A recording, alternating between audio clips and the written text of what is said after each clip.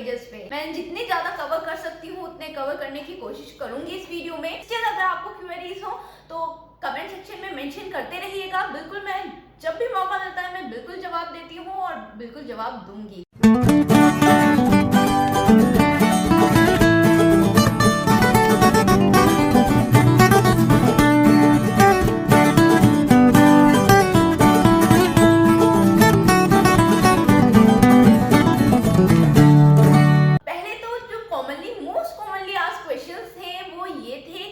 मुझे सीकेडी कैसे हुआ, मेरे सीकेडी होने का कारण क्या था, और अगर मेरा कारण नहीं पता था डॉक्टर को तो डॉक्टर ने कैसे डिसाइड किया कि ट्रांसप्लांट इज दी ऑप्शन। सो मैंने ये वीडियो एक अलग से बनाया हुआ है ऑलरेडी, इसका लिंक अभी ऊपर आ जाएगा कि कैसे मुझे पता चला मुझे सीकेडी है। तो मुझे सीकेडी तब पता चला था कि मुझे सीकेडी है जब मुझे एस्मा अटैक आया था। एस्मा अटैक आने के बाद मुझे जहाँ किडनी होती है उस साइड पे पेन होना स्टार्ट हो गया था। That pain was unbearable and water retention होने लगा और मेरा weight within a week 48 से 52 केजी 52-53 केजी जंप कर गया था।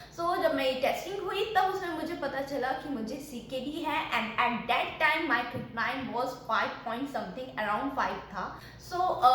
बायोप्सी मेरी किडनी की नहीं हो पाई थी। बायोप्सी एक टेस्टिंग है, एक प्रोसीजर है जिसके थ्रू ही पता चलता है कि क्या कारण हो सकता है आपकी किडनी का खराब होने का।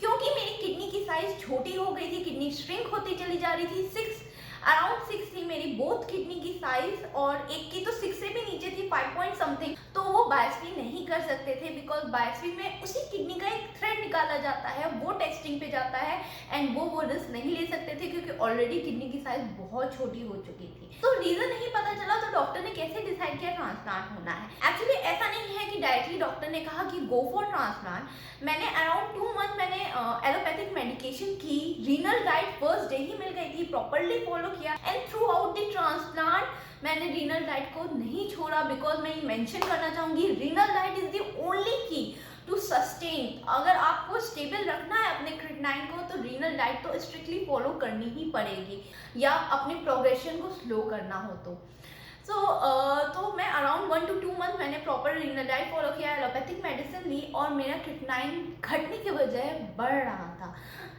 उसके बाद जब मेरे को डॉक्टर ने कहा कि तुम पहले 1 वीक ऑब्जर्वेशन में रहो, तो मैं 1 वीक पूरा हॉस्पिटल में ऑब्जर्वेशन में थी। वहाँ पे वो मेरा प्रॉपर इनटेक, आउटपुट, यूरिन का, प्रॉपर फूड का ध्यान रख रहे थे और डेली बेसिस पे टेस्टिंग होती थी। और उसके बाद भी उन्होंने कहा कि उस समय उन्होंने कहा था कि फिस्टुला बनवा लो, दिस विल हेल्प अगर डायलिसिस की नीड हुई तो उसके लिए। पर तभी भी उन्होंने ट्रांसप्लांट मेंशन नहीं किया था डॉक्टर ने। बट फिर उन्होंने 1 मंथ की दवाई देके कहा कि 1 मंथ बाद फिर से आना है एक बार। तो 1 मंथ बाद मैं फिर से जब वापस गई तब डॉक्टर ने कहा कि यू विल नीड ट्रांसप्लांट। अब जब मुझे रीजन नहीं पता है तो डॉक्टर ने कैसे डिसाइड किया, बिकॉज मेरा क्रिएटिनिन बढ़ रहा था, मेरी बॉडी वीक हो रही थी धीरे धीरे। ऑब्वियस है जब हम रीनल डाइट में रहते हैं तो हमें कोई प्रोटीन, कोई विटामिन हमारी बॉडी को नहीं जा रहे होते हैं और किडनी डिजीज की वजह से हमारा ब्लड फिल्ट्रेशन अच्छा नहीं होता है, यूरिन आउटपुट बराबर नहीं होता है, टॉक्सिक हमारी बॉडी में बिल्ड होते चले जाते हैं, जिसको हम क्रिएटिनिन की उससे देखते हैं कि कितना टॉक्सिक आपकी बॉडी में बिल्ड हो रहा है। ड्यू टू माई एज, मैं बहुत छोटी एज की थी, 22-23 ईयर्स की थी मैं जब मुझे सीकेडी डिटेक्ट हुआ था। तो उन्होंने कहा था कि आपकी एज इतनी छोटी है और एलोपैथ में सिर्फ 2 ही रास्ते हैं, या तो आप डायलिसिस ऑप्ट कीजिए और या तो आप ट्रांसप्लांट ऑप्ट कीजिए। And dialysis is not the cure, dialysis cure नहीं है। डायलिसिस एक प्रोसेस है आपकी बॉडी को स्टेबल रखने के लिए, आपकी लाइफ को इजी बनाने के लिए, ताकि आप रीनल डाइट से भी थोड़ा उसमें छूट मिल जाती है। जब आप डायलिसिस पे जाते हैं थोड़ी डाइट आपकी ब्रॉड हो जाती है, आपको प्रोटीन खाने को मिलता है, वाटर इंटेक हल्का सा बढ़ जाता है, बट रीनल डाइट क्योर नहीं है। तो तब जब डॉक्टर ने कहा कि जब क्योर नहीं है और transplant is the other way, उसके अलावा कोई मेडिसिन नहीं है जिससे रिवर्स हो सके, बिकॉज उन्होंने कहा अगर रिवर्स हो सकता तो इतने महीनों में तुम्हारा थोड़ा बहुत भी रिवर्स की तरफ बढ़ती, पर रिवर्स की तरफ जब बढ़ा ही नहीं तो डॉक्टर ने कहा कि ट्रांसप्लांट पे जाओ। And then only I decided कि मुझे ट्रांसप्लांट ही कराना है और मुझे डायलिसिस ऑप्ट नहीं करना है। तब उन्होंने बताया था कि जब आप डायरेक्ट ट्रांसप्लांट कराते हैं उसको प्री एम्प्टिव ट्रांसप्लांट कहते हैं, और तभी मेरे दिमाग में बैठ गया था कि मुझे प्री एम्प्टिव ट्रांसप्लांट ही कराना है। मेरी एज छोटी है, मैं बहुत जल्दी रिकवर कर जाऊंगी, डॉक्टर ने कहा था। और अभी बहुत एज छोटी है तो दैट मीन्स कि आपको अभी बहुत जीना है, सबको जीने की इच्छा होती है, इवन 80s में जीने की इच्छा होती है। तो मैं डायलिसिस करा के उस लाइफस्टाइल को फॉलो करके जीऊँ, उससे बेटर मैंने ऑप्ट किया कि मैं ट्रांसप्लांट करा लूँ। और एक दिमाग से थोड़ा वो हट जाता है कि आप सीकेडी पेशेंट हो। ऑब्वियस ट्रांसप्लांट के बाद भी आपको प्रॉपर केयर रखनी पड़ेगी, हमेशा दिमाग में रखना पड़ेगा कि आपका ट्रांसप्लांट हुआ है, बट फिर भी that is far better, far far far better. तो मैंने प्रीएम्प्टिव ट्रांसप्लांट के लिए चूज किया था। मैं डायलिसिस पेशेंट नहीं थी। अगले क्वेश्चन ये भी बहुत पूछे गए कि अगर आप डायलिसिस पेशेंट नहीं हो तो आपने डायलिसिस के वीडियो कैसे बनाए हो, आपका वो एवी फिस्टुला क्यों बना। मैं डायलिसिस पेशेंट नहीं थी, बट जैसे जैसे कि ट्रांसप्लांट का प्रोसीजर इतना जल्दी नहीं होता है, फैमिली को, पेरेंट्स के माइंड में सेट करना कि ट्रांसप्लांट में जाना, बिकॉज ट्रांसप्लांट एक ऐसा वर्ड है जिससे हर कोई डरता है। ट्रांसप्लांट के नाम पे सब डर जाते हैं कि अरे ट्रांसप्लांट हो गया तो क्या, ट्रांसप्लांट हो गया तो उसके बाद तो कुछ हम कर ही नहीं सकते हैं। और फिर ये अगला क्वेश्चन ये भी आता है कि जो सबने पूछा है कि ट्रांसप्लांट क्या सक्सेस है, क्या ट्रांसप्लांट के बाद कितने साल तक हम जी सकते हैं, ट्रांसप्लांट के बाद किडनी फिर से फेलियर हो जाएगा तो क्या होगा, ये भी बहुत कॉमनली आस्क्ड क्वेश्चंस थे मेरे पास। तो ट्रांसप्लांट रेट यस सक्सेस है, ट्रांसप्लांट एक्सेप्शंस आर देयर, हमेशा कुछ ना कुछ होगा जो अलग होगा किसी के साथ, सबका एक्सपीरियंस अपना होता है ट्रांसप्लांट को लेके, और उसके बाद अगर किसी को रिजेक्शन हुआ तो उसको लेकर, बट ट्रांसप्लांट रेट सक्सेसफुल है। अराउंड 80% केसेस हैं कि 80% एंड अबव केसेस हैं कि ट्रांसप्लांट सक्सेसफुल ही होता है। आप बिना डरे ट्रांसप्लांट को ऑप्ट कर सकते हैं, ये मेरा पर्सनल एक्सपीरियंस है। बिकॉज जो ट्रांसप्लांट के अलावा हमारे पास ऑप्शन है, चाहे वो आयुर्वेदिक हो चाहे वो होम्योपैथिक हो, मैंने सब एक्सपीरियंस किया था। मेरा ट्रांसप्लांट होने में मुझे 4 से 5 साल लग गए थे। मैंने सारी चीज़ें एक्सपीरियंस की थी, मैं हर चीज़ मैं भी ट्राई कर रही थी, जैसे आप लोग ट्राई कर रहे होंगे कि इसकी वजह से हो सकता है ठीक हो जाए, हो सकता है इसकी वजह से ठीक हो जाए। बट अगर क्रॉनिक किडनी डिसीज है तो वो रिवर्स नहीं होती है, ज़्यादातर सिर्फ एक्यूट किडनी डिसीज है जो रिवर्स होती है। इसलिए मेरे को टाइम लग गया इस प्रोसेस में। तो इस प्रोसेस में जब टाइम लगा तो मैं क्रिएटिनिन 5 to 9 पॉइंट समथिंग में पहुंच गया था, और ट्रांसप्लांट से पहले तो 10 टच ही कर गया था, तो 10 था मेरा क्रिएटिनिन अराउंड ट्रांसप्लांट। तो ये जैसे जैसे बढ़ता जा रहा था, मैं बीच में वायरल हो जा रहा था, मुझे बीच में एक बार वायरल हो गया था, तब डॉक्टर ने कहा था तुम एवी फिस्टुला बना लो। जैसे कि मैंने कहा कि मेरी पर्सनल जिद थी कि मुझे डायलिसिस पे नहीं जाना था, तो मेरे दिमाग में ये था कि अगर एवी फिस्टुला बन गया तो कहीं मैं डायलिसिस की तरफ तो नहीं भाग जाऊंगी। मैं एवी फिस्टुला भी नहीं बनाना चाहती थी। बट डॉक्टर ने मुझे समझाया कि अगर ट्रांसप्लांट में थोड़ा ही देर बाकी है, चाहे थोड़ा और ज़्यादा टाइम लग जाए, अगर कुछ बहुत वर्स हो गया, तुम्हारी हेल्थ और ख़राब हो गई, तो हम कंट्रोल कैसे करेंगे। आई एग्रीड और मैंने एवी फिस्टुला बनाया, बट फिर भी मैंने डायलिसिस नहीं कराया। ट्रांसप्लांट से पहले डॉक्टर ने कहा कि तुम्हारा क्रिएटिनिन 10 अराउंड है, और हम चाहते हैं क्रिएटिनिन को हम लो करें, नॉर्मल रेंज में लाएं, 0 to 1 जो होता है, 1.5 भी होता है किसी लैब का। ये भी कॉमनली आस्क्ड क्वेश्चन है कि अगर मेरा 1.3 है क्रिएटिनिन आफ्टर ट्रांसप्लांट, क्या वो सही है, क्या मेरा 1.4 है तो क्या वो सही है, क्या मेरा 1.2 है तो क्या वो सही है।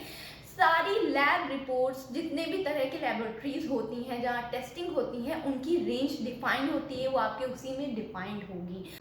जितनी तरह की लैब में मैंने टेस्ट कराया था अलग अलग तरह में, जैसे मेट्रोपोलिस हो गया, या फिर चाहे आपकी कोई लोकल आप जहाँ पे रह रहे हो वहाँ का कोई लेबोरेटरी है, आप वहाँ से टेस्ट करा रहे हो वो हो, तो सबकी रेंज अलग अलग आ जाती है। थोड़ा 19-20 का फर्क कभी कभी लैब टू लैब भी टेस्टिंग में आता है। जितना मैंने एक्सपीरियंस किया है 1.4 तक इज ओके, आपको टेंशन लेने की बात नहीं है। पर अगर आपके लैब रिपोर्ट में मेंशन है कि 0 to 1.3 और आपका 1.4 आ रहा है, दैट्स ऑल्सो ओके। आप बस डॉक्टर से बात कीजिए, डॉक्टर आपको जहाँ तक मुझे पता है बहुत सारा पानी पीने को कहेंगे, और that is also okay, nervous होने की जरूरत नहीं है, वो भी क्रिएटिनिन सही होता है। बट हाँ, मेरा क्रिएटिनिन कैसा रहता था, हमेशा पूछते हैं, हमेशा पूछा जा रहा है मेरे यूट्यूब चैनल पे, आफ्टर ट्रांसप्लांट आपका क्रिएटिनिन कितना रहता है, अभी कितना है, अभी कितना है, एवरी मंथ ये क्वेश्चंस आते हैं कि अभी कितना है। तो ट्रांसप्लांट के बाद मेरा क्रिएटिनिन 0.5 से 0.7 के बीच में ही रहा, वही कभी 0.6 आता है, कभी 0.7 आता है, कभी 0.5 आता है, बस यही 3 रेशियो में मेरा क्रिएटिनिन अभी तक रहा है आफ्टर ट्रांसप्लांट। जैसे कि मैंने पहले मेंशन किया था कि मेरा क्रिएटिनिन बहुत बढ़ रहा था, तो डॉक्टर ने कहा कि क्रिएटिनिन को एक बार मैं 0 to 1 के रेशियो में लाना चाहता हूँ, तो उसके लिए ट्रांसप्लांट के पहले आपकी 4 डायलिसिस शेड्यूल होंगी, तो that is called pre transplant dialysis. तो मैंने 4 डायलिसिस किया है, तो मैं डायलिसिस मशीन पे गई हूँ, उसको एक्सपीरियंस किया है कैसा फील होता है जब हम डायलिसिस पे रहते हैं, चाहे वो 3 घंटे की हो, चाहे 4 घंटे की हो, चाहे वो 2 घंटे की हो। बट मैं डायलिसिस पेशेंट नहीं हूँ, तो जो डायलिसिस पेशेंट को प्रॉब्लम होती है, जो उनका एक्सपीरियंस होता है, कुछ लोग सालों तक डायलिसिस कराते हैं, तो मैं उस एक्सपीरियंस के गो थ्रू नहीं की हूँ। भगवान करे किसी को एक्सपीरियंस गो थ्रू भी ना करना पड़े, बिकॉज मैंने सुना है वो बहुत ही पेनफुल होता है डायलिसिस पे रहना। सो डायलिसिस की प्रोसेस में पेन नहीं होता है, पेनफुल रहता है, मतलब उस फेज में रहना is very painful as compare to transplant. इसके अलावा एक और क्वेश्चन है जो पूछा जा रहा है मेरे से, that is life after transplant. क्या लाइफ नॉर्मल हो जाती है? यस, बिल्कुल, लाइफ एकदम प्रिटी नॉर्मल होती है आफ्टर ट्रांसप्लांट। ऑब्वियस है, आपका अभी ट्रांसप्लांट हुआ है तो कल से आप वापस जैसे पहले अगर कुछ कर रहे थे, अगर आप प्लेयर हैं, स्पोर्ट प्लेयर हैं, बैडमिंटन खेलने जा रहे थे, बिजनेसमैन हैं या स्टूडेंट है, पढ़ने जा रहे थे, तो कल तो आप नहीं जा सकते, ऑब्वियस टाइम लगेगा। इट्स अ स्लो प्रोसेस, धीरे धीरे आपकी बॉडी को वापस नॉर्मल करते हैं, लेकिन लाइफ प्रॉपर नॉर्मल हो जाती है, प्रिटी नॉर्मल हो जाती है। कुछ रिस्ट्रिक्शन रहती है, जैसा कि आपको हैवी वेट लिफ्टिंग नहीं करना है आफ्टर ट्रांसप्लांट, आपको बहुत सारी लॉस ऑफ गैदरिंग में कोशिश करनी है कि आप ना जाए, पर ऐसा नहीं है कि आप जा नहीं सकते। अगर आपका काम है आप जाइए, प्रॉपर मास्क, सैनिटाइजेशन की बॉटल वगैरह। आजकल तो कोरोना वायरस चल रहा है, तो आपको सबको वैसे भी ध्यान बहुत ज़्यादा रखना है इन्फेक्शन से। पर ट्रांसप्लांट के बाद आपका इम्यून सिस्टम वीक हो जाता है, तो आपको एक्स्ट्रा केयर रखने की जरूरत पड़ती है। उसके अलावा ऐसा कुछ नहीं है कि लाइफ नॉर्मल नहीं होती, life is normal after transplant. मैंने एक्सपीरियंस किया है, मेरे साथ मुझे ऐसा कुछ भी नहीं लगा कि ऐसा कुछ है जो मैं ट्रांसप्लांट से पहले करती थी और ट्रांसप्लांट के बाद नहीं कर पाती हूँ। हाँ, लाइफस्टाइल में चेंजेस लानी पड़ेगी। चेंजेस आप इस तरीके से लाइए वो आपकी लाइफस्टाइल हो जाए, आपको पता भी ना चले कि अरे ट्रांसप्लांट की वजह से मुझे ये करना पड़ा है। अगर मुझे मेडिसिन लेनी है टाइम टू टाइम, वो मेरे इतना ज़्यादा लाइफस्टाइल में आ गई कि मुझे फील नहीं होता है कि मुझे मेडिसिन लेनी है। ऑब्वियस जब मेरे फ्रेंड्स या मेरे रिलेटिव्स देखते हैं, अरे बात बात पे इतनी सारी दवाई लेनी पड़ती है, इट्स ओके, इतनी दवाइयाँ नहीं है, बहुत थोड़ी है, बाकी सब मल्टीविटामिन, कैल्शियम, ये सब होती है, और ये आपका पार्ट बन जाएगी आफ्टर ट्रांसप्लांट। वर्क करने जा सकते हैं आप, स्टूडेंट, आप पढ़ाई करने जा सकते हैं, आप बिजनेस स्टार्ट कर सकते हैं। मुझे किसी ने पूछा था कि मेरा लाइक स्टॉल बिजनेस है तो क्या मैं कर सकता हूँ, फूड ट्रक है, आई थिंक उसने ये मेंशन किया था। बिल्कुल कर सकते हैं, मैंने भी अभी रिसेंटली ही बिजनेस स्टार्ट करने की कोशिश की है, तो बिल्कुल आप बिजनेस कर सकते हैं। आप ध्यान रखिए कि आपके पास जो कस्टमर आ रहे हैं, आप वैसे भी मास्क पहने रखिए, क्योंकि जो इस समय एनवायरनमेंट है, मैं बिल्कुल एडवाइस करूँगी जितना ध्यान रख सकें उतना रखें। बट ऐसा होता है कि आपको पता है कि ये बीमार पर्सन है, चाहे उसको कॉमन कोल्ड ही क्यों ना हुआ, उससे बस डिस्टेंस बना के रखना है, क्योंकि आपको कोई भी बीमारी बहुत जल्दी कैच कर सकती है। बस इतना ध्यान रखने की जरूरत होती है आफ्टर ट्रांसप्लांट। सबसे पहला क्वेश्चन मेरे को मेल पे आया था, सो ये था कि हाय डियर, मैं जम्मू से हूँ, can we be friends for more, can we be friends, I think ये पूछना चाहते हैं। मैं बहुत ग्लैड हुई कि आपने ये पूछा, और ये पूछने की ज़रूरत नहीं है। मेरे यूट्यूब पे जितने भी सब्सक्राइबर हैं, आप मेरी यूट्यूब फैमिली की तरह हैं, आप मेरे फ्रेंड्स ही हैं। बस मैं पर्सनल इन्फॉर्मेशन शेयर नहीं करती हूँ, आई होप या इस बात का आप रिस्पेक्ट करें। मैं पर्सनल नंबर शेयर नहीं करती हूँ या पर्सनल कोई भी इंफॉर्मेशन शेयर नहीं करती हूँ, बट मैं हमेशा आपके सारे कमेंट्स, आपके सारे क्वेश्चंस का आंसर हर जगह करूंगी, चाहे आपने मेरे फेसबुक पेज पे किया हो, चाहे मेल पे किया हो, चाहे यूट्यूब चैनल पे किया हो। कभी कभी थोड़ा टाइम लग जाता है, थोड़ा डिले हो जाता है, कमेंट नीचे चला जाता है, मुझे पता नहीं चलता, पर मैं हमेशा मंथ में एक बार पूरा स्क्रॉल करती हूँ कि कोई कमेंट मेरे से छूट तो नहीं गया है। सो मैं पर्सनल इन्फॉर्मेशन नहीं शेयर कर सकती हूँ। यस, वी आर फ्रेंड्स, और हम फ्रेंड्स, मैं सारे मेरे यूट्यूब सब्सक्राइबर मेरे फ्रेंड्स हैं, and thanks a lot for subscribing my channel or being there so long. So next question is from Bhavna, she is asking कहाँ से ट्रांसप्लांट कराएं। ये भावना जी सिर्फ आपका क्वेश्चन नहीं हो, जैसे बहुत क्वेश्चन आए कि किस हॉस्पिटल में कहाँ ट्रांसप्लांट कराएं। I know we all are worry, जब हम ट्रांसप्लांट कराना तो हम सोचते हैं हमारे पास बेस्ट डॉक्टर हो, बेस्ट सर्जन हो, बेस्ट पूरी ट्रांसप्लांट टीम हो, बेस्ट हॉस्पिटल हो। फर्स्ट ऑफ ऑल हॉस्पिटल से मैं ये समझती हूँ, हॉस्पिटल से इतना लेना देना नहीं होता है, मेनली जो ट्रांसप्लांट टीम है आपकी, जो आपका नेफ्रोलॉजिस्ट है और जो आपका सर्जन है, जो आपकी टीम है, उनके बारे में बस आपको पता रखना चाहिए कि वो कितना एक्सपीरियंस होल्ड करते हैं। आप 1-2 बार जाके विजिट कीजिए, ऐसी ही कंसल्टेशन लीजिए, उससे आपको समझ में आएगा how is your doctor with you, आपके साथ उस डॉक्टर का कैसा कनेक्शन है। मैं बहुत सारे एडवाइस करती हूँ हॉस्पिटल एंड डॉक्टर्स, जहाँ जहाँ मैं पर्सनली गई थी, बिकॉज मैं ऑलमोस्ट बहुत सारी जगह गई थी फॉर ट्रांसप्लांट। तो बहुत सारे डॉक्टर हैं जिनसे मेरा कनेक्शन बहुत अच्छा है। आप जा सकते हैं बॉम्बे में, अगर आप महाराष्ट्र में रहते हैं तो आप बॉम्बे विजिट कर सकते हैं, वहाँ जसलोक हॉस्पिटल जा सकते हैं। जसलोक हॉस्पिटल में काफ़ी अच्छे नेफ्रोलॉजिस्ट बैठते हैं। अदर देन दैट, अगर आप गुजरात से हैं तो आप नाडियाड जा सकते हैं। नाडियाड में सिर्फ किडनी डिसीज, किडनी ट्रांसप्लांट को लेकर प्रॉपर एक हॉस्पिटल बनाया गया है, that is kidney transplant centre एक तरह का है। तो आप नाडियाड ज़रूर विजिट कर सकते हैं। इसके अलावा अगर आप यूपी स्टेट में रहते हैं तो आप विज़िट कर सकते हैं लखनऊ में, केजीएमयू में और पीजीआई में विज़िट कर सकते हैं। आप दिल्ली रहते हैं तो दिल्ली में अपोलो बहुत अच्छा है, आप अपोलो विज़िट कर सकते हैं। और अगर आप कानपुर जाना चाहें, that is also in UP, तो कानपुर में आप रीनल रिजेंसी हॉस्पिटल है, वहाँ पे भी विजिट कर सकते हैं। वेस्ट बंगाल में रहते हैं तो आप कोलकाता विजिट कर सकते हैं, वहाँ बेलव्यू हॉस्पिटल बहुत अच्छा हॉस्पिटल है। इसके अलावा आप पुणे में रहते हैं तो पुणे में रूबी हॉस्पिटल है, तो आप वहाँ विजिट कर सकते हैं। रूबी हॉस्पिटल में भी बहुत अच्छे नेफ्रोलॉजिस्ट बैठते हैं। ये सारी जगह है जहाँ मैं रिकमेंड करूँगी कि आप जा सकते हैं। आप इनमें से कोई भी आप जगह जाके आप चेक कर सकते हैं, अगर आपको ठीक लगे उनसे अपने ट्रांसप्लांट प्रोसीजर कराना, so go ahead. Next question is from Ragesh Rajput. इनका क्वेश्चन बायोप्सी से रिलेटेड था। मेरे पास ये भी क्वेश्चन आया था, क्या ट्रांसप्लांट के लिए बायोप्सी करानी ज़रूरी है? नहीं, बिल्कुल नहीं, ट्रांसप्लांट के लिए बायोप्सी करानी बिल्कुल ज़रूरी नहीं है। बायोप्सी आप वैसे भी आपके डॉक्टर्स करते हैं, नहीं तो आप सामने से पूछ सकते हैं बायोप्सी कराने के लिए, रीज़न पता लगाने के लिए, बिकॉज वो उसी के अकॉर्डिंग आपको ट्रीट करते हैं।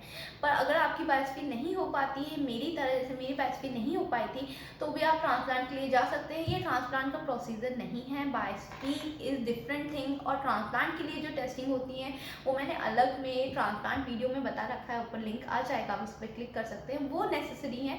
बाकी biopsy is not necessary for kidney transplant.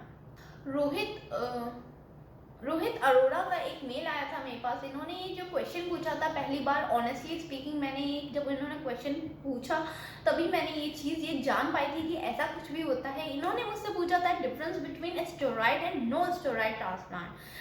मुझे ऐसी कोई नॉलेज नहीं थी बिफोर ट्रांसप्लांट, और मैं अभी कोविड की वजह से अपने नेफ्रोलॉजिस्ट से मिल भी नहीं पाई हूँ, अदरवाइज मैं ज़रूर डिस्कस करती ये पॉइंट कि स्टेरॉइड और नो स्टेरॉइड ट्रांसप्लांट में क्या डिफरेंस है और क्या नो स्टेरॉइड ट्रांसप्लांट होता भी है, बिकॉज मुझे नहीं पता है नो स्टेरॉइड ट्रांसप्लांट के बारे में।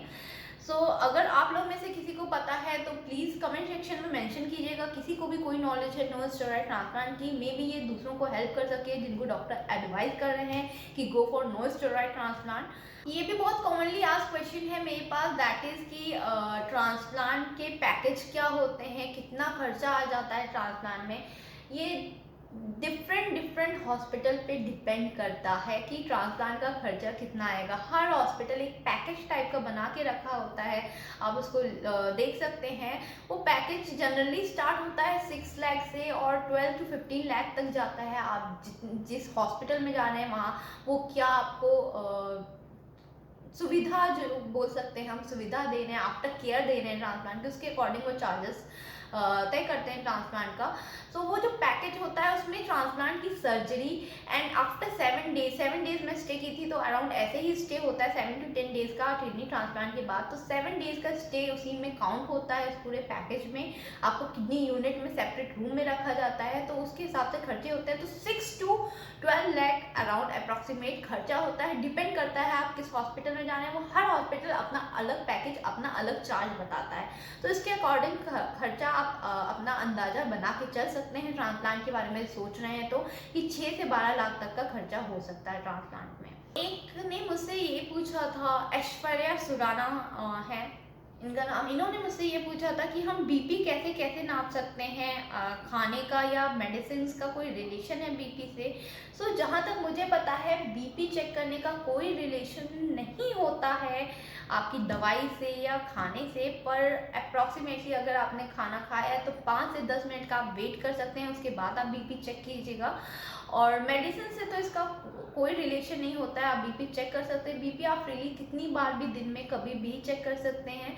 और वैसे भी अगर आप किडनी डिसीज पेशेंट है या ट्रांसप्लांट पेशेंट है तो आपको एक रेगुलर चेक बीपी पे बना के रखना होता है, specially if you are BP patient. तो मैं कहूँगी सुबह शाम आप 2 टाइम बीपी रेगुलर बेसिस पे नापिए और उसको एक कॉपी में नोट करते रहिए। तो क्या उससे आपको डॉक्टर को भी हेल्प होगी कि अच्छा इनका ऐसे ऐसे ऐसे वेरिएट हो रहा है।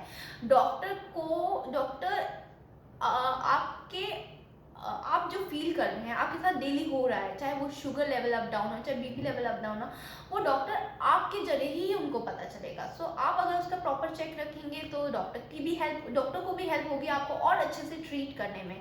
अगर आप बीपी पेशेंट नहीं है तो वंस अ वीक आप बीपी नाप सकते हैं, या आपको लग रहा है और फ्रिक्वेंटली नापना चाहिए तो उसके अकॉर्डिंग नाप सकते हैं। बट आई डोंट थिंक इसका मेडिसिन या खाने से कोई रिलेशन होगा। सो 5 to 10 मिनट्स 15 मिनट्स का ब्रेक लेके फिर भी नाप सकते हैं बीपी। एक ऐश्वर्या सुराना ने मेरे से फिर से ये क्वेश्चन पूछा था कि अगर बीपी और शुगर लेवल आपका इन लिमिट हो तो क्या रीज़न हो सकता है क्रिएटिनिन और यूरिया का बढ़ने का। मैं पर्सनली खुद बीपी पेशेंट नहीं थी ना शुगर पेशेंट थी, और आफ्टर ट्रांसप्लांट में मुझे नो डायबिटीज़ हुई है, मैं शुगर पेशेंट नहीं थी। सो मेरा भी बीपी और शुगर रीज़न नहीं था किडनी फेलियर का। सो ज़रूरी नहीं है अगर ये दोनों आपका एकदम परफेक्ट है, आप बीपी पेशेंट नहीं है शुगर पेशेंट नहीं है तो आपको किडनी डिसीज़ नहीं हो सकती है। There are lot of reason behind it kidney disease के, आपकी जेनेटिक भी हो सकती है या फिर आपकी धीरे धीरे मेरे को तो डॉक्टर ने जब बायोप्सी नहीं हुई तो उन्होंने ये कहा था कि बचपन से ही स्टार्टिंग में मुझे पता ही नहीं चला। बिकॉज देखिए किडनी डिसीज के जो सिम्टम्स होते हैं वो बहुत इग्नोरेबल होते हैं, हम अपनी डेली लाइफ में इग्नोर कर देते हैं जो किडनी डिसीज के सिम्टम है। बिकॉज हम कभी भी इमेजिन नहीं कर सकते कि मुझे किडनी डिसीज होगी, या हम कभी खुद से जाएंगे किडनी टेस्ट कराने अनटिल एंड अनलेस वो सिम्टम आपके बाहर ना आ जाए। अगर मेरा वाटर रिटेंशन नहीं होता, मैं पैर में लेग स्वेलिंग नहीं होती, फेस स्वेल नहीं होता, तो मैं नहीं जाती टेस्ट कराने कि मुझे कहीं किडनी डिसीज तो नहीं है। तो जब तक ऐसे सामने सिम्टम नहीं आ जाते हमको पता नहीं चल रहा होता है। और किडनी डिजीज बहुत ही स्लो प्रोसेस है, इतना धीरे धीरे आपकी किडनी खराब होती चली जाएगी कि आपको अंदाज़ा तब होगा। ऑलमोस्ट लोगों को तभी पता चलता है उनको किडनी डिजीज है तो मोर देन 50% आपकी किडनी फंक्शनिंग खत्म हो चुकी होती है तभी। मेरे साथ भी यही हुआ था, मोर देन 60% में किडनी फंक्शन बंद हो चुका था, उसके बाद मुझे पता चला था, जबकि मैं भी बीपी या शुगर पेशेंट नहीं थी। तो डॉक्टर ने मुझे कहा कि जब स्टार्टिंग में आपको जिस चीज़ से जिस वजह से, या तो मैं एस्मा पेशेंट हूँ उसकी वजह से भी हो सकता है, I don't doctor reason exact नहीं बोल सकते थे बिकॉज बायोप्सी नहीं हुई थी जैसा कि, पर उन्होंने कहा बचपन से धीरे धीरे किडनी खराब होती गई और मुझे पता नहीं चला। अगर मुझे स्टार्टिंग में पता चलता तो वो पहले ही कैच करते और हो सकता था तब वो रिवर्स भी हो सकती थी।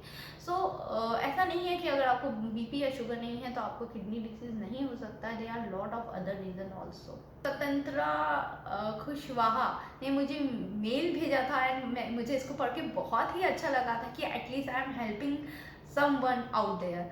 सो उन्होंने कहा था कि hey Mona how are you, just came across your channel in YouTube, you are really good and expressive. I am Swatantra and I have undergone kidney transplant. So thank you so much Swatantra for the sweet mail. It's really encouraging. आपके इस तरीके का appreciation बहुत encourage करता है मुझे कि yes जो मैंने सोचा था यूट्यूब चैनल बनाने से पहले कि जो मुझे एक लाइव एग्जाम्पल चाहिए था जब मैं ट्रांसप्लांट करा रही थी, जब मैं रीनल डाइट में थी, मैं बहुत परेशान थी कि रीनल डाइट में मैं क्या खाऊं क्योंकि ऑलमोस्ट सब चीज़ें मना होती हैं। सो मैंने कोशिश की कि मैं वो वीडियोस बनाऊं फूड के ऊपर भी कि जो रीनल डाइट में खा सकते हूँ। So it's really encouraging, thank you so much. मैं बहुत पूरी कोशिश करूँगी कि मैं और वीडियोज़ बनाऊँ और लोगों की हेल्प कर सकूँ। Thank you so much स्वतंत्रा।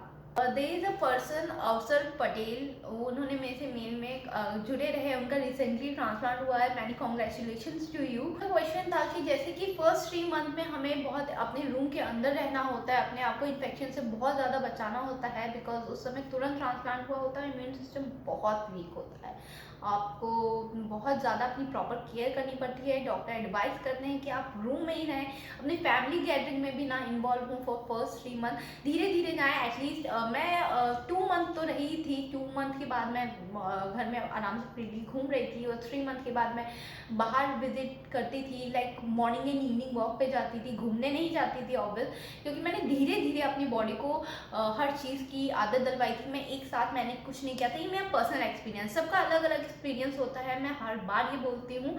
और बहुत सारे मेरे यूट्यूब पे ऐसे सब्सक्राइबर हैं जिन्होंने बताया है कि उनको इतना ज़्यादा केयर रखना की नहीं ज़रूरत पड़ी थी, and they are very fit and fine.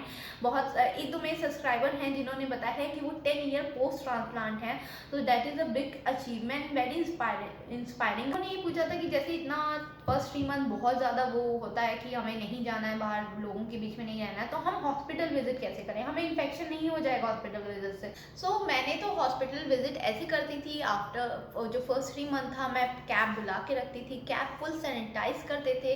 पहले मेरे फादर फुल कैब को सैनिटाइज करते थे, कंप्लीट सैनिटाइज करते थे, तब मैं नीचे अपने घर से बाहर निकलती थी, मास्क, डबल मास्क पहन के जाती थी, और फिर भी हाथ में sanitiser, sanitising spray, even for urine के भी स्प्रे अलग से आते हैं, पी सेफ के स्प्रे हैं, मैंने शायद पहले वीडियो में मेंशन किया होगा, वो भी कैरी करती थी, तभी हॉस्पिटल विजिट करती थी। डॉक्टर को पहले से इन्फॉर्म करती थी कि मैं डॉक्टर आज आ रही हूँ, इतने बजे आऊँगी। जब मैं हॉस्पिटल पहुँचती थी तब मैं कॉल करती थी कि मैं हॉस्पिटल पहुँच गई हूँ, तो मुझे डायरेक्ट केबिन में बुलाते थे, वेटिंग पीरियड में वेट करने नहीं देते थे।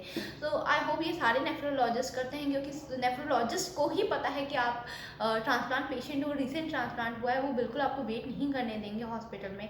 अगर इन केस आपको यूरिन प्रेशर बनता है इन हॉस्पिटल, तो मैं हमेशा डॉक्टर से ही पूछती थी, मैं पब्लिक वॉशरूम नहीं यूज़ करती थी। एंड थैंक गॉड मेरी नेफ्रोलॉजिस्ट एंड हॉस्पिटल वो सो हेल्पफुल कि वो मुझे पर्सनल जो डॉक्टर के वॉशरूम होते हैं उनकी की दे देते थे, और मैं वहाँ चली जाती थी। सो और वापस घर आके तुरंत गर्म पानी से बात करके कपड़े चेंज करके एंड हॉस्पिटल के कपड़े तुरंत धोने में देती थी एंड घर आ जाती थी। सो थोड़ा आपको एक्स्ट्रा केयर रखनी पड़ती है जब आप हॉस्पिटल में विजिट कर रहे होते हो फर्स्ट 3 मंथ। और बाकी ऐसा कुछ नहीं कि आप हॉस्पिटल नहीं जा सकते, हॉस्पिटल ऑब्वियस आपको जाना पड़ेगा, आपके डॉक्टर बुलाएंगे फर्स्ट 3 मंथ, आपको वो रोज़ देखेंगे, आपकी लेटेस्ट रिपोर्ट्स देखेंगे, आपका हालचाल आपसे पूछेंगे, आपको फिजिकली देखेंगे हाउ यू आर डूइंग। जब आप टेक्सटेड मेडिसिन लेते हैं टेक्लोल्यूमस, तब आपके हैंड एंड लिप्स शिवर करती है, वो डॉक्टर्स चेक करते हैं। मेरे फर्स्ट 3 मंथ तक चेक करते थे, मुझसे बोलते थे हाथ ऐसे रखो, अगर हाथ मेरे काँप रहे होते थे दैट मीन्स मेडिसिन कहीं कुछ कम या ज़्यादा तो नहीं है, या टंग बाहर निकलवाते थे और चेक करते थे कितनी शिवर कर रही है। वो ये इससे भी पता करते हैं कि आपकी मेडिसिन सही अमाउंट में आपकी बॉडी को जा रहा है कि नहीं जा रहा है। सो ये सारी बातें होती हैं आप फर्स्ट 3 मंथ आफ्टर ट्रांसप्लांट। तो डॉक्टर नोट करते हैं हर चीज़ को, इसलिए विजिट करना बहुत इंपॉर्टेंट है हॉस्पिटल। मेरे पास मेल आया था मनप्रीत कौर का, बहुत अच्छा क्वेश्चन उन्होंने पूछा था, क्योंकि जैसे कि मैंने अपने वीडियो में मेंशन किया है डायलिसिस के कि थ्रोम्बोफोब जेल आप यूज़ कर सकते हैं, जहाँ पे सिरिंज डाली जाती है ड्यूरिंग डायलिसिस एंड टेस्टिंग। जब भी आपके कोई भी ब्लड टेस्ट हो रहे होते हैं तो उस पर थ्रोम्बोफोब जेल लगा सकते हैं। इससे क्या होगा, वो पार्ट आपका स्वेल नहीं करेगा, पेन नहीं करेगा और दाग भी नहीं रहेगा। पेन नहीं करेगा, स्वेल नहीं करेगा, इसलिए थ्रोम्बोफोब जेल लगाया जाता है। या फिर आप आइस यूज़ कर सकते हैं, आइस रब कर सकते हैं। इन्होंने पूछा था, I just want to ask about the ice and thrombophob gel, how and when should I apply the gel and when should I rub the ice. सो आप आफ्टर टेस्टिंग जो आपके ब्लड टेस्ट होते हैं उस पर तो आप तुरंत, उन्होंने रुई दबाने को देते हैं, ब्लड रुक जाए उसके बाद आप थ्रोम्बोफोब जेल उस पर तुरंत लगा सकते हैं। लेकिन जब आप डायलिसिस पे जा रहे हो सो आप तुरंत नहीं लगा सकते, क्योंकि वो इतना मोटा रुई की और जो वाइट कलर की पट्टियाँ होती है उसको ऐसे दबा के एंड येलो कलर के क्रैप बैंडेज टाइप का होता है, टाइट से बांध के फिर आपको घर भेजते हैं। और मैंने अपने वीडियो में उसकी पिक शेयर की है डायलिसिस की। तो पर उन्होंने तभी मुझसे कहा था जहाँ पे मेरा डायलिसिस हो रहा था कि आप इसको तो उतारिए नहीं, अगर फिर भी अगर आपको लग रहा है आपको पेन हो रहा है, कुछ हो रहा है, तो आप थ्रोम्बोफोब जेल उसके अराउंड रब कर सकते हैं या फिर आइस रख सकते हैं। तो आप जहाँ डायलिसिस कराने जा रहे हैं उनसे जब आप ये पूछेंगे तो वो आपको गाइड करेंगे कि कब और कैसे आइस या थ्रोम्बोफोब का जेल यूज़ कर सकते हैं आफ्टर डायलिसिस। बिकॉज मेरे इसी यूट्यूब चैनल में किसी एक्सपीरियंस पर्सन ने कमेंट किया था कि थ्रोम्बोफोब जेल तुरंत नहीं लगाना चाहिए डायलिसिस के बाद। सो मैंने तो थ्रोम्बोफोब जेल डायलिसिस के टाइम यूज़ ही नहीं किया था, क्योंकि मेरा सिर्फ 4 डायलिसिस हुआ था, मुझे नीड नहीं पड़ी थी। बट जब मुझे डायलिसिस वालों ने एडवाइस किया था, इसीलिए मैंने अपने वीडियो में ये मेंशन किया कि आप सब ये कर सकते हैं। So I think at least 2 to 3 hours तो नहीं यूज़ कर सकते, डायलिसिस के तुरंत बाद तो नहीं कर सकते, उसके बाद कर सकते हैं। बट आप गाइड अपने डायलिसिस यूनिट में जो भी आपके वहाँ पे डॉक्टर या फिर कोऑर्डिनेटर हों जो डायलिसिस कर रहे हो, उनसे पूछ सकते हैं, they will guide you accordingly. But testing के बाद आप तुरंत यूज़ कर सकते हैं, जैसे ही ब्लड रुके आप तुरंत लगा लीजिए थ्रोम्बोहोब जेल। मैं तुरंत लगा लेती हूँ, ब्लड टेस्ट होता है तब। सो जितने क्वेश्चन हो सकते थे मैंने आंसर किए। होप्स आपके सारे क्वेरी मैंने सॉल्व कर दी हो। मैं कमेंट सेक्शन में तो रिप्लाई करती हूँ, स्टिल कुछ बातें रह गई हो जो मैंने आपको रिप्लाई नहीं की हो या नहीं बताई हूँ, तो आप अभी भी कमेंट सेक्शन में मुझे लिखते रहिएगा, मैं ज़रूर रिप्लाई करूँगी।